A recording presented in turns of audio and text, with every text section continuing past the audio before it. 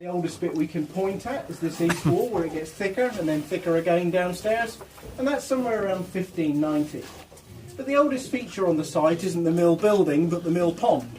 It's the oldest type of man-made mill pond, called a contour leat, and it was dug something over 1,000 years ago. Our first written record, the Domesday Book of 1086, we know there was a mill here then, described as 2 mills under one roof. By that they meant 2 pairs of millstones within a single building. So this part of the mill would have looked pretty much then as it does now, only probably a timber structure rather than a stone one. And our ponds predate that, but by how far we're not sure. But we can safely say we've been milling flour here for well over 1,000 years. The room that you're in at the moment, the stone floor, 2 pairs of millstones. The pair on my right are millstone grit from Derbyshire, and they grind everything to a uniform powder. All the particles the same size, that flour can only ever be wholemeal. Whereas the French burrstones that we're going to use this afternoon grind an equally fine flour, but they leave the bran in large pieces, they leave the semolina intact. So the flour from those stones we can pass through our dressing machine over the back and sieve to leave us with a white flour, a wheatmeal flour, mids, semolina and bran. Those we can sell separately or mix together as we choose, or the mids and semolina we can grind once more, but back through the dresser again to get a little more white flour.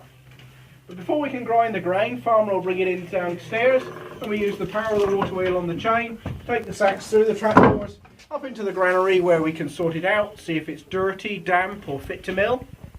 If it's dirty, we have to clean it, so we'll pass it through this machine. It's an American-made scourer, a little over 100 years old, but still does a first-class job. And that will remove anything bigger, smaller, lighter or heavier than a grain.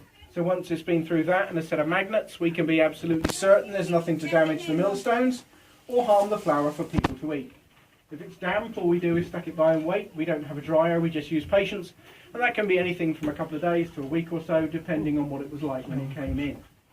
Once we've decided it's fit to mill, it goes in bins or hoppers upstairs in the granary, through the square spouts and sack hoses and fills the feed hopper. All the woodwork that surrounds the millstones we call the horse or stone furniture. That's the feed hopper, the frame that it sits on, the skirt or tun that surrounds the stones, and in the centre the cradle.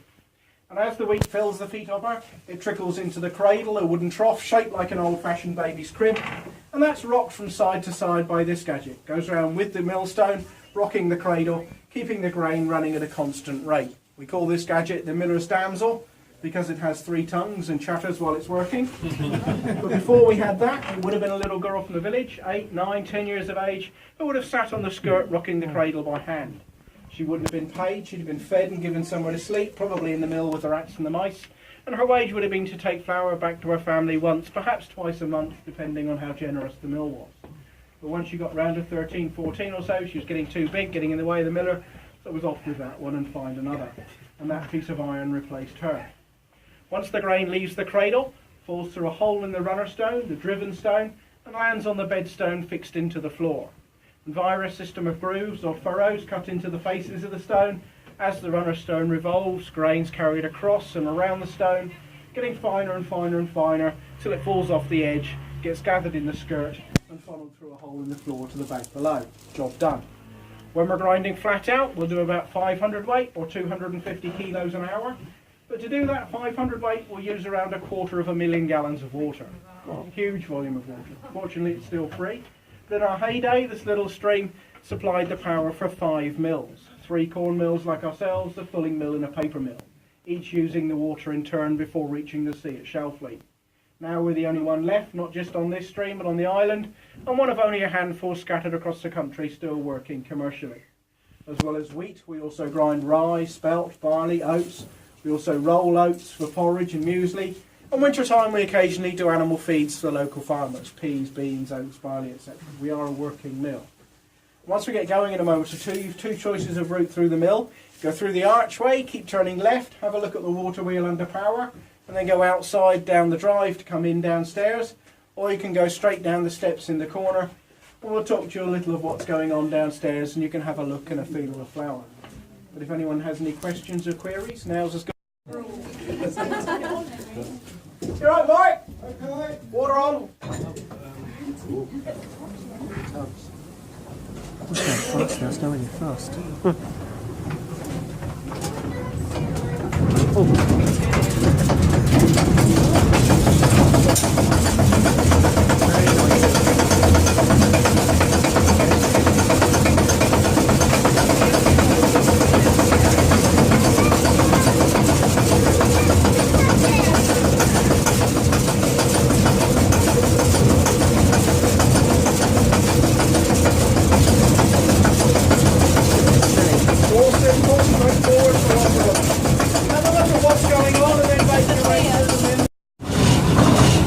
Watch out for that.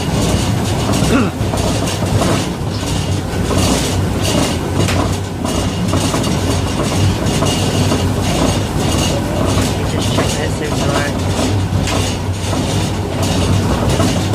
Look at the speed that's going.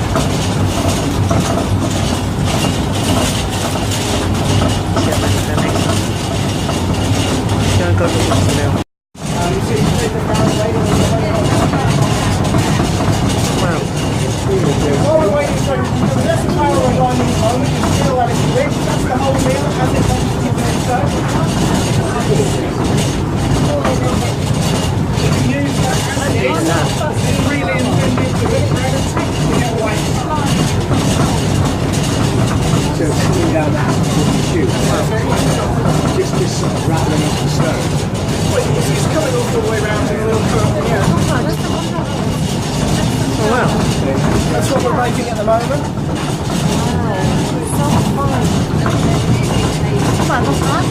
My head outside this wall, water wheel outside the wall behind me.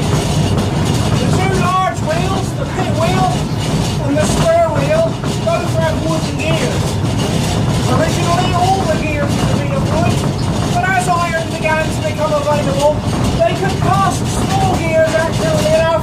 Large gears presented more of a challenge. So they began by casting a rough wheel with mortises, into which we could accurately fit wooden gears.